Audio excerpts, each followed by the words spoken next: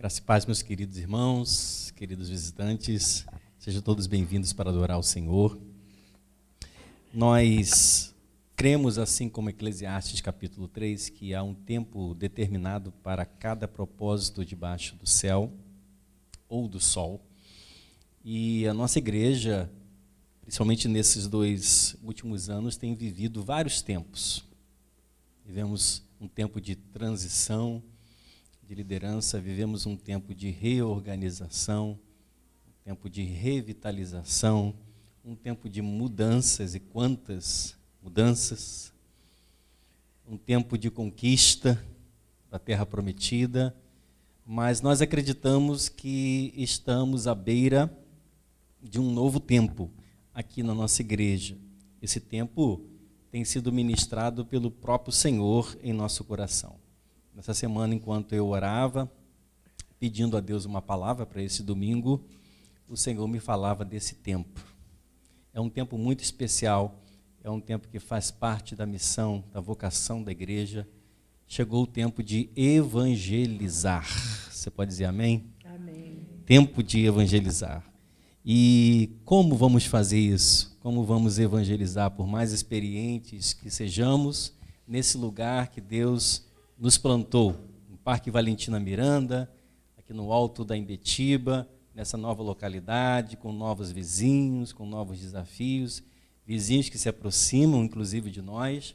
Certamente não podemos ficar aqui parados nessas 4 paredes, esperando que todas as pessoas adentrem essas portas. Seria muito cômodo para nós ficarmos aqui só aguardando as ovelhas entrarem pela porta do aprisco, mas nós devemos também ir a elas. Muitas ovelhas têm entrado e têm se aproximado aqui de nós, graças a Deus por isso.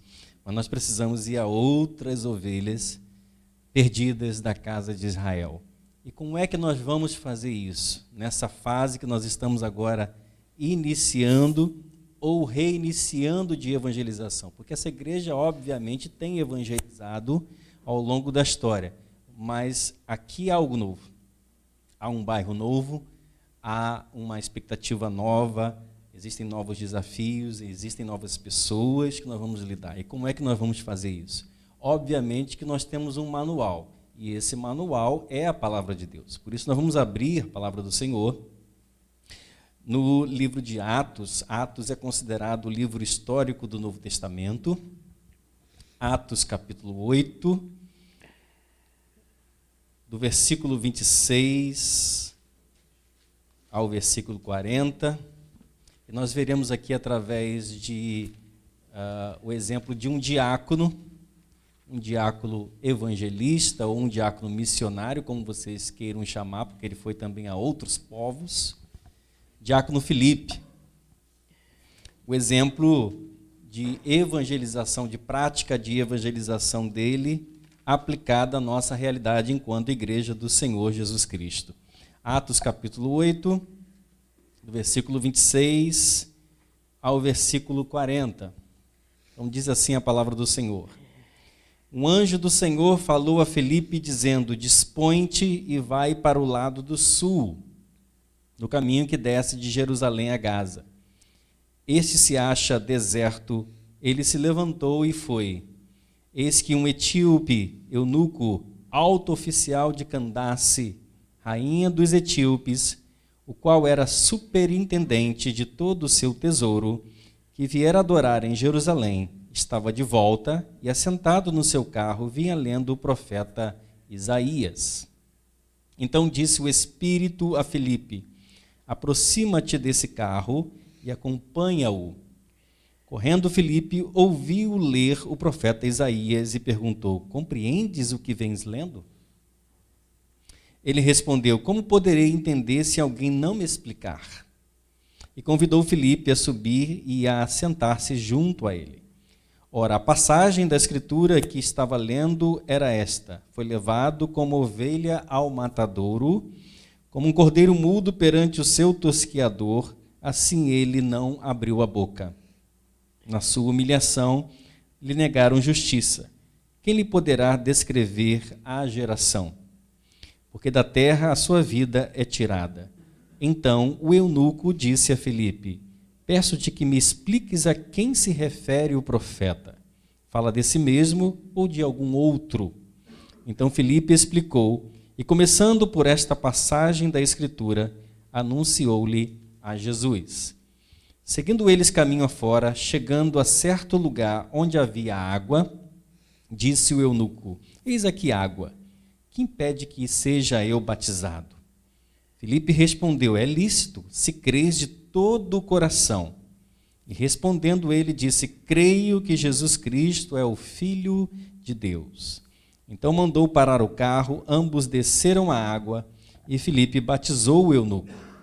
Quando saíram da água, o Espírito do Senhor arrebatou a Filipe, não vendo mais o eunuco, e este se foi seguindo o seu caminho, cheio de júbilo.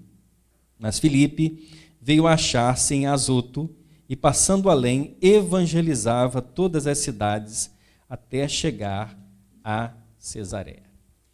Quem era Filipe?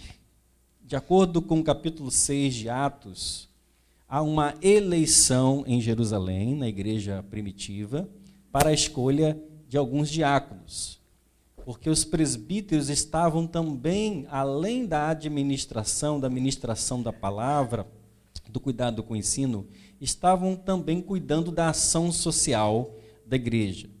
E algumas viúvas helenistas, gentias, estavam sendo esquecidas na distribuição diária do pão, do mantimento.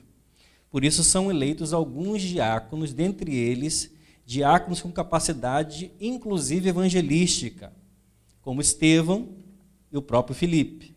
Quando você olha aí, a partir do capítulo 8, existe uma primeira perseguição àqueles crentes que estão reunidos ali em Jerusalém.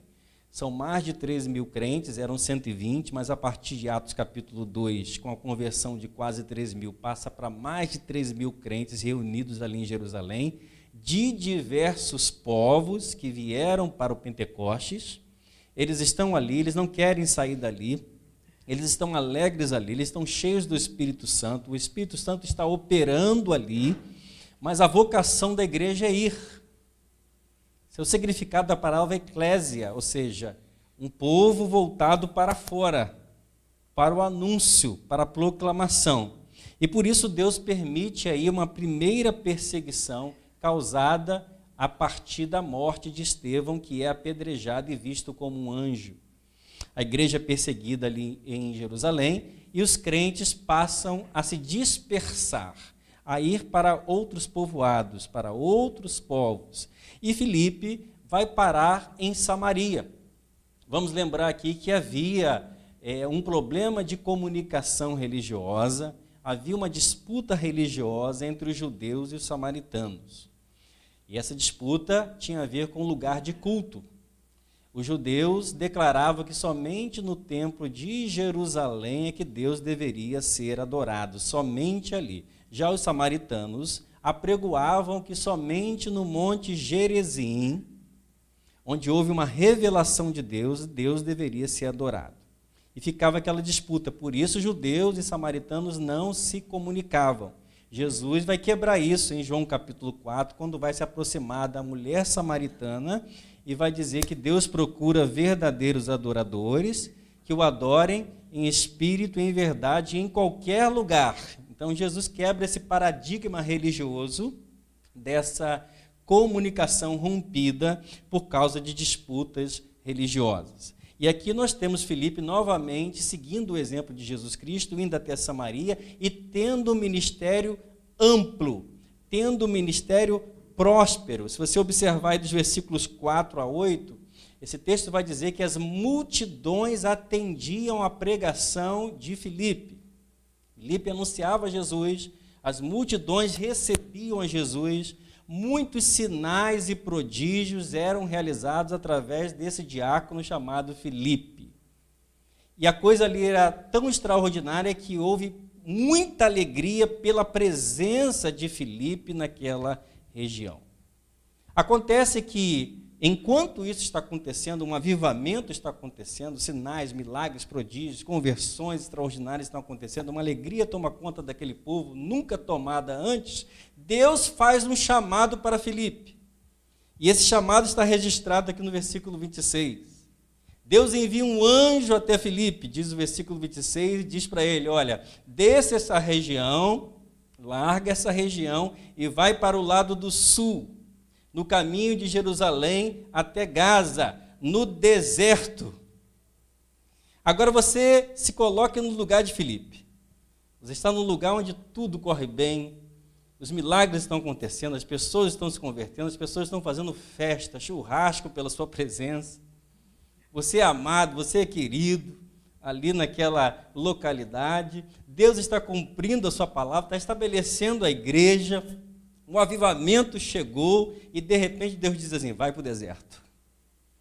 Primeira coisa que pode passar na nossa cabeça é o seguinte, isso não é a voz de Deus. Deve ser o diabo falando comigo, não é possível. A coisa está acontecendo aqui, é aqui que a bênção de Deus está repousando, como é que agora eu vou para o deserto?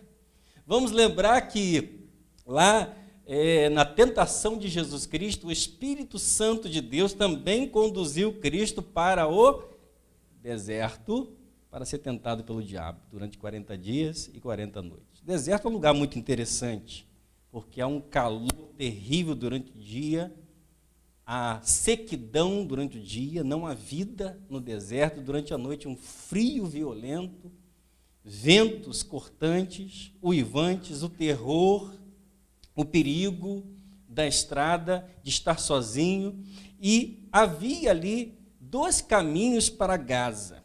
Interessante, pelo menos 2 caminhos para Gaza. E o Senhor manda Filipe para o caminho mais deserto.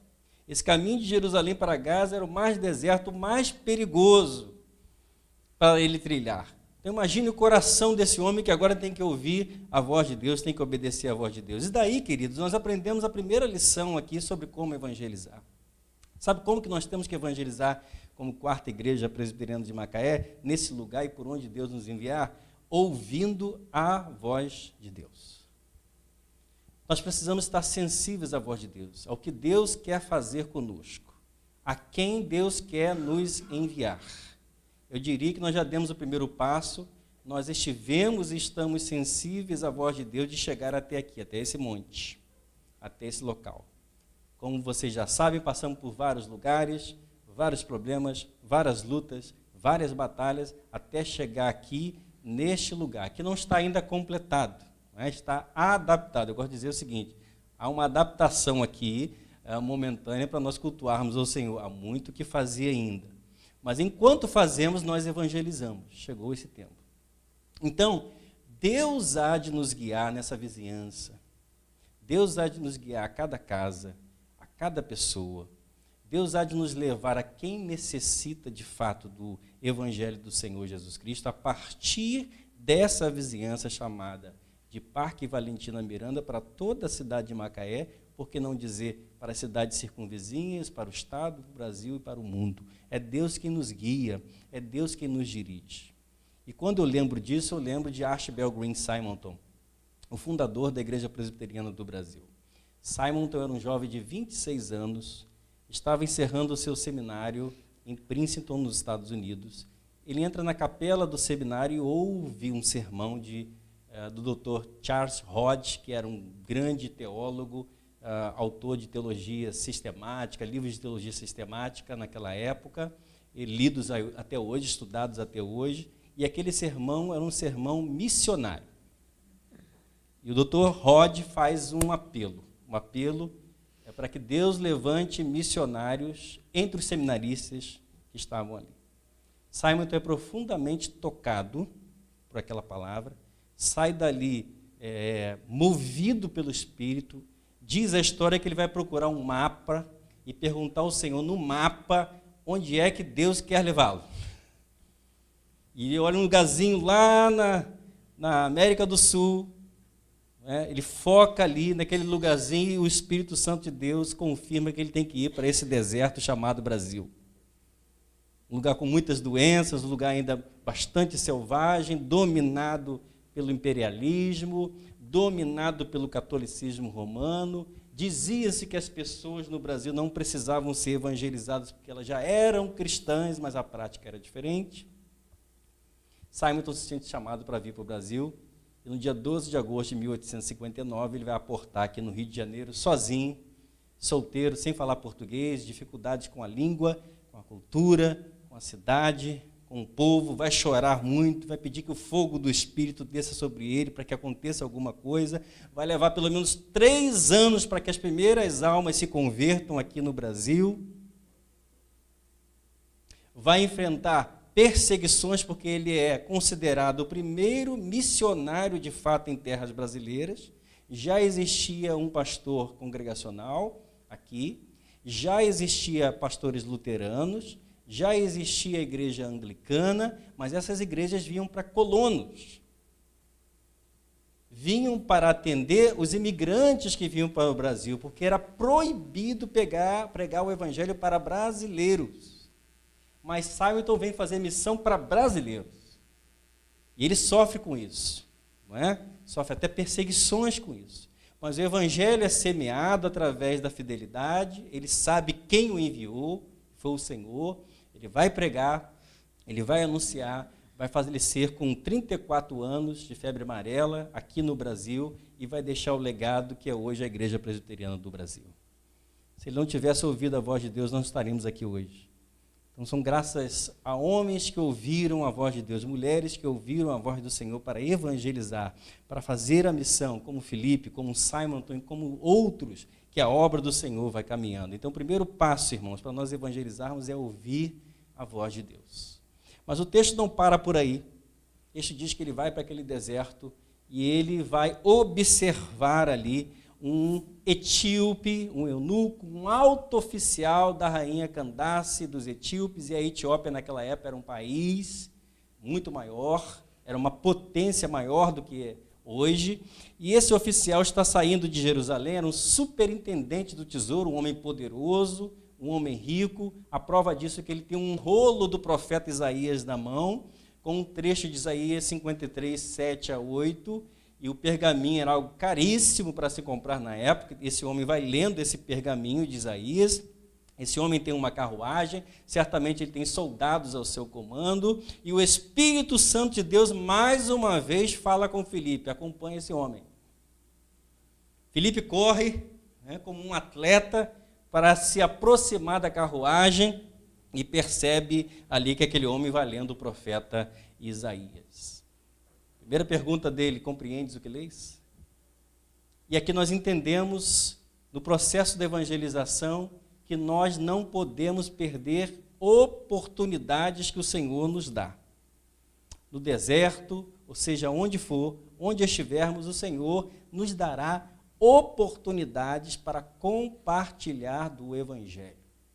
Na nossa família, no nosso trabalho, lá na nossa faculdade, na nossa escola, na nossa vizinhança, na praça, onde você estiver, num passeio, você terá a oportunidade em algum momento de compartilhar o Evangelho de Jesus Cristo para alguém.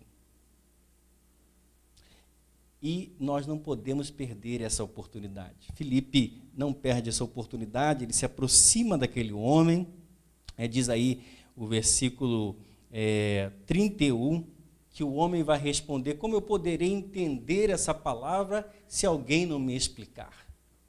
Ele tem a oportunidade certa aqui, a oportunidade que às vezes nós temos, e a estratégia que temos de explicar a palavra de Deus para quem não a compreende, para quem quer compreender, para quem lê, para quem tem curiosidades teológicas, perguntas para fazer, mas não consegue por algum motivo entender a palavra. Essa é uma importante estratégia e oportunidade que nós temos. Há muitas pessoas que querem entender, que leem a Bíblia, que carregam versículos consigo, que mantêm a Bíblia no Salmo 91 aberta, na sala para espantar espíritos malignos, ou com uma espécie de simpatia em casa, mas não sabe nem o que significa o Salmo 91. Há muitas pessoas precisando entender a mensagem do Evangelho. E eu e você somos usados por Deus e devemos ser usados por Deus para ajudar essas pessoas a entender. E são oportunidades que Deus nos dá de evangelização. Queridos, há pessoas sofrendo, há pessoas perdidas, há pessoas amarguradas, há pessoas desorientadas, Há pessoas frustradas com as religiões, existem pessoas frustradas com as igrejas, com as instituições de igrejas, existem pessoas frustradas com a liderança da igreja, existem pessoas que foram profundamente magoadas dentro da igreja, dentro da sua casa, dentro do seu trabalho, foram traídos pelos seus melhores amigos, pelos seus cônjuges, por pessoas que elas confiavam, e essas pessoas precisam de uma explicação contundente, consistente e consoladora da palavra do Senhor. Quem levará essa palavra? Somos nós. Essas pessoas estão aí, quem sabe até aqui hoje, sentadas nessas cadeiras. E nós somos os instrumentos, assim como Filipe, para explicar a palavra de Deus. Compreendes o que leis? Como compreendereis se alguém não me explicar? E aí Filipe é convidado a subir e sentar-se junto àquele homem, um poderoso, aquele alto oficial da rainha, aquele superintendente, sentar do lado dele e caminhar junto. Olha que oportunidade maravilhosa. Se de repente fosse uma outra pessoa não enviada pelo Espírito Santo para acompanhar aquele superintendente, talvez ele estranhasse aquela perseguição. É possível até que mandasse executar, prender, como um atentado, considerasse como um atentado aquela perseguição. Mas nós temos que entender que quando Deus nos envia, Ele abre a porta. Amém, irmãos? Quando Deus nos manda ir e falar do Evangelho, Ele garante a nossa entrada. Ele garante a nossa entrada, Ele garante a nossa saída. Deus envia os seus anjos à nossa frente, como chamou e convocou Filipe aqui para aquela jornada no deserto. Aleluia! Então não se intimide, não se envergonhe de compartilhar do Evangelho de Jesus Cristo para quem quer que seja. Aquele colega do trabalho lá que se diz ateu, aquele colega do trabalho que se diz incrédulo, aquele colega do trabalho lá que persegue cristãos, que persegue e fala mal da igreja, aquele colega lá do trabalho que diz que a Bíblia é a história da carochinha, que ele não crê na palavra de Deus, no Evangelho de Jesus Cristo, aquele colega do trabalho que parece duro como pedra para crer na verdade do Evangelho. Então, se você tiver uma oportunidade de compartilhar do Evangelho, compartilhe, porque Deus vai abrir a porta daquele coração. Você crê nisso, meu querido? Então, não podemos perder a oportunidade. Mas existe um outro aspecto aqui muito importante. O texto diz, então, que Filipe vai explicar a palavra. Aquele homem não entende o que está lendo do profeta Isaías 53, 7 e 8.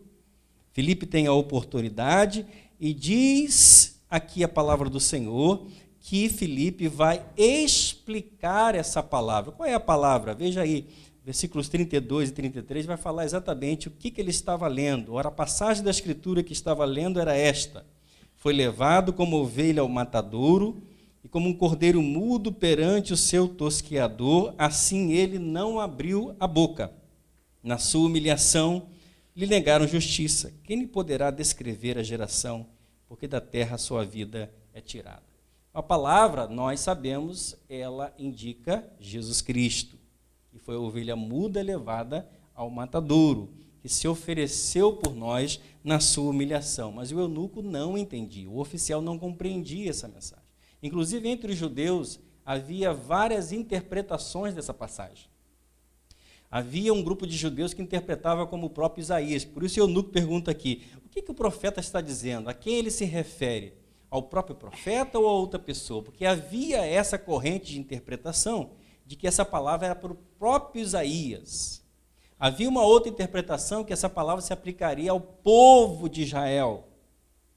E a messiânica era deixada por último. A messiânica aplicada a Jesus Cristo. Porque a interpretação mais clara de que isso, essa palavra profética e outras palavras proféticas do Antigo Testamento se aplicaria a Jesus, ficou mais patente, mais clara a partir do Novo Testamento com a pregação apostólica. E aí Filipe, ciente disso, com conhecimento, ele vai explicar o Evangelho de Jesus Cristo, a obra de Jesus Cristo a partir desse texto. Então ele vai pegar esse texto e vai aplicar a Jesus e vai dizer, olha, essa passagem se refere ao Cristo crucificado, mas que ressuscitou ao terceiro dia e que é o nosso Salvador. A explicação que ele vai dar. E aí nós precisamos entender algo muito importante também quando vamos evangelizar. Primeiro, nós temos que ouvir a voz de Deus, sermos direcionados por Deus para saber onde pregar, quem pregar. Segundo, nós precisamos aproveitar as oportunidades que Deus nos dá.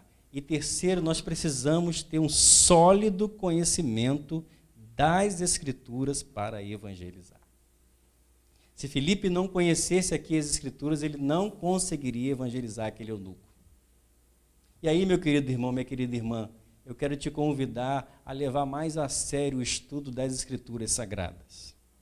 A igreja, ela oferece várias ferramentas para que nós nos consolidemos, para que nós realmente aprofundemos o nosso conhecimento das Escrituras. É o estudo bíblico da escola dominical, é o estudo bíblico das células, são materiais didáticos hoje, uma infinidade de materiais didáticos, inclusive online, digitais, se você quiser usar no Kindle lá, não é? Livros teológicos, se conseguir pesquisar no Google em bons sites, existem inúmeros bons sites para você pesquisar material teológico de primeiríssima qualidade. Nós temos tudo hoje ao nosso alcance para termos mais fundamento do que os antigos cristãos tinham para explicar a palavra de Deus. E muitas vezes nós desprezamos isso. E aí, na hora de evangelizar, nós vamos encontrar com um agnóstico, nós vamos nos encontrar com um ateu, nós vamos nos encontrar com um escarnecedor, nós vamos nos encontrar com um religioso de uma corrente totalmente diferente, que está convencido que a corrente dele é verdadeira e que há salvação naquela corrente religiosa. Nós vamos encontrar com todo tipo de gente que não vai ser tão fraterna como era o eunuco aqui. Pessoas que vão querer saber da razão da nossa fé. E aí nós precisaremos de fundamentação bíblica para fazer isso. Pastor, eu preciso fazer um seminário teológico, um mestrado, um doutorado em teologia para evangelizar? Não. Você deve começar a evangelizar a partir de hoje, de agora. Mas você precisa também se preparar para isso. Claro que se você foi abordado com uma pergunta que você não sabe responder, o que você tem que fazer? Olha, eu vou pesquisar, me dá seu telefone, eu vou atrás da resposta e eu vou te responder adequadamente. Seja humilde também para fazer isso. Mas o nosso papel é estarmos preparados para responder a quem pedir razão da nossa fé. Aqui ou onde nós estivermos. Você que está na faculdade, por exemplo, você que está na escola sabe que existem diversas correntes racionalistas, evolucionistas, não é? Tantas questões que vão de encontro mesmo à nossa fé, à razão da nossa fé, aquilo que cremos como verdade da palavra de Deus. Você precisa estar preparado, fundamentado. Existem bons livros, existem seminários, existem cursos que você pode fazer para se preparar, para responder à altura do que a sociedade está procurando como resposta bíblica. Filipe estava preparado, nós precisamos estar preparados, queridos. Precisamos estar fundamentados para poder responder, para poder evangelizar. E o que acontece? O resultado disso é uma consumação. O que é que você tem que evangelizar? Você tem que levar a pessoa a uma consumação, a uma completude, a um compromisso. Isso acontece, diz o texto aqui a partir do versículo 36, que eles estavam caminho afora, não sabemos quanto tempo, na carruagem, conversando sobre a palavra de Deus, e aí o eunuco avistou água. E quando ele avistou água, ele entendeu que ele poderia ser batizado e perguntou a Filipe: eis aqui água, que me impede de eu ser batizado? Veja que o catecúmenos dele, o discipulado dele, durou de repente algumas horas somente, ou até alguns minutos, a preparação daquele homem que tinha que voltar para a Etiópia rapidamente. Diz a tradição cristã, uma tradição antiga, que esse homem etíope, que esse comandante, ele foi responsável por levar o evangelho para a Etiópia e lá evangelizar aquele país. E aí Filipe respondeu: é lícito, você pode se batizar se você crê de todo o coração. E aí há uma profissão de fé, uma declaração de fé desse eunuco respondendo: creio que Jesus Cristo é o Filho de Deus. Olha que maravilha. Por que nós realizamos o ato de profissão de fé quando vamos batizar na igreja? Exatamente para confirmar aquilo que cremos, né? E a profissão de fé dele foi suficiente. Eu creio que Jesus Cristo é o Filho de Deus. E aí desceram do carro, foi batizado aquele eunuco, e logo que ele saiu da água, algo extraordinário aconteceu ali.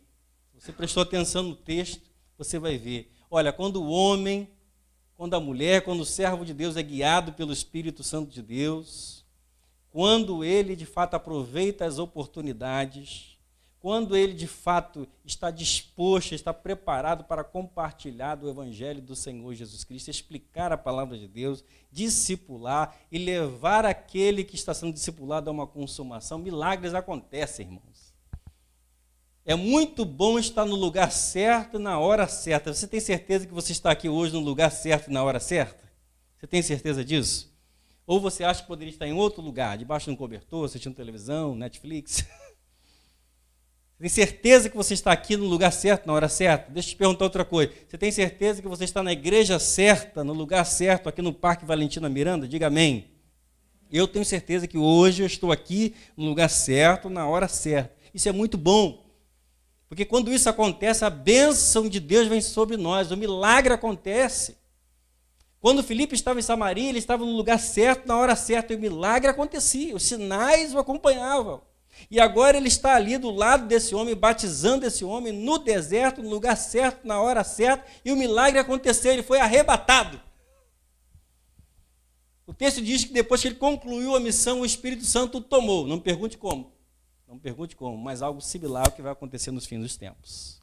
O arrebatamento da igreja. E ele foi tomado e levado para o Havaí para descansar, não foi? O que o texto diz aí? Veja, quando saiu da água, o Espírito Santo arrebatou a Filipe, não vendo mais o eunuco, e este foi seguindo o seu caminho cheio de júbilo, cheio de alegria. A obra foi completada, aleluia.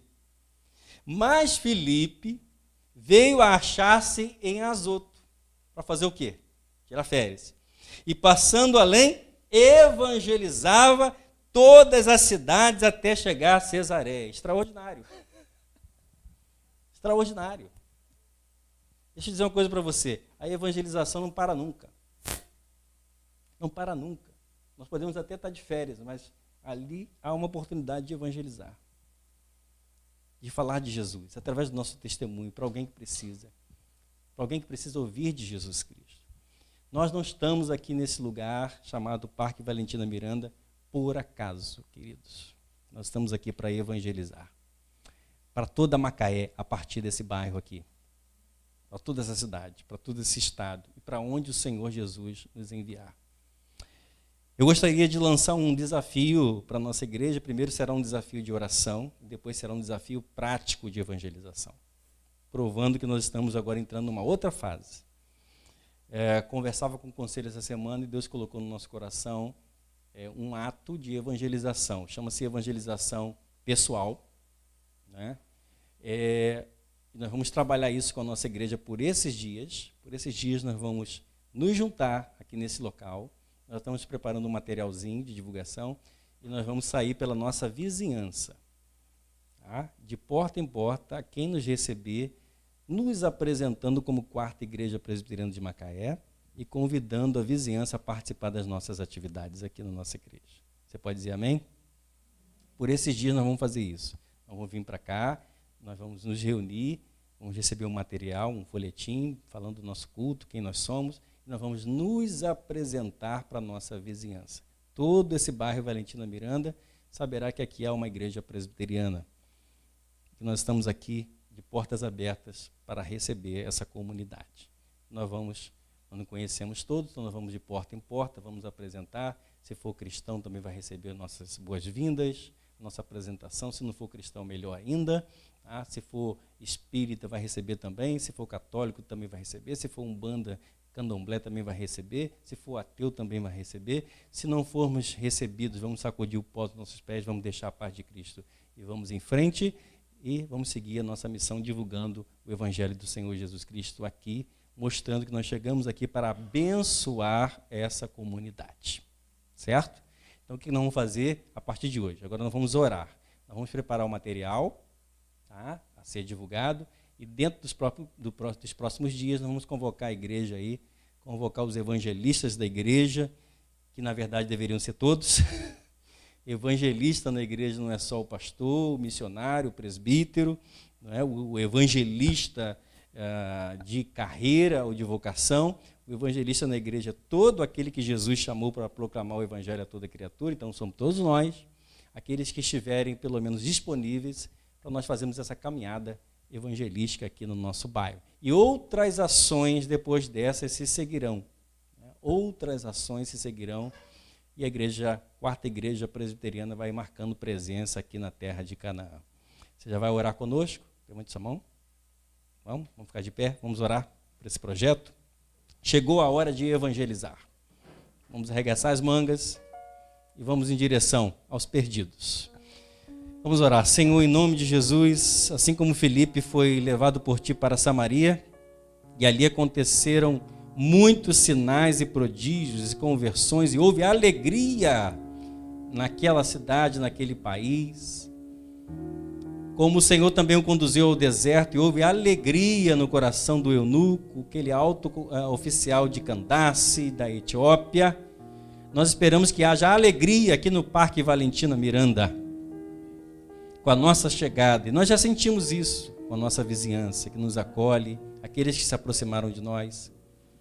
Que nós possamos ir às portas certas, guiados por Ti, aos corações certos, às pessoas carentes, aflitas, perdidas, iludidas, cegas pelo pecado, pessoas como o eunuco que não entendem a Tua palavra apesar de lê-la, apesar de pesquisar nela, apesar de usar um versículo ou um texto aberto na sua Bíblia como uma forma de simpatia. Pessoas que são religiosas, mas não encontraram a verdadeira religião. Então nós pedimos, ó Pai, que o Senhor nos guie de casa em casa por esses dias. Primeiro nos prepare em oração, nos revista do Teu poder, porque é assim que o Senhor faz. Prepara-nos biblicamente, para que Teu povo esteja pronto a responder as perguntas, as questões que virão, Senhor. Certamente virão questões: que igreja é essa? No que nós acreditamos? Qual é a razão da nossa fé? E nós precisamos estar prontos para responder a isso. Então teremos esse momento agora de preparação espiritual e teremos um momento prático que é o ir. E assim iremos, enviados, guiados pelo Teu Espírito, e assim teremos sucesso subindo na carruagem e sentando ao lado daquele que necessita.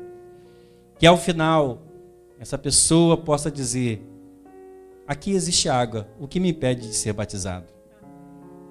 Que assim seja, Pai. Continue também enviando os Teus escolhidos, como o Senhor tem enviado os Teus servos a essa casa de oração, para fortalecer esse rebanho, para trazer mais mão de obra, bons trabalhadores para a sua seara que está pronta. Nós temos certeza absoluta que esse lugar será pequeno para aquilo que o Senhor fará. O Senhor há de ampliar as tendas nesse local para receber o povo que aqui subirá, porque isto é promessa Sua. Não é para a nossa glória, não é para a nossa honra, mas é porque o Senhor nos manda proclamar o Teu Evangelho aqui. Nós pedimos isso, ó Pai, nós te agradecemos em nome de Jesus. Amém.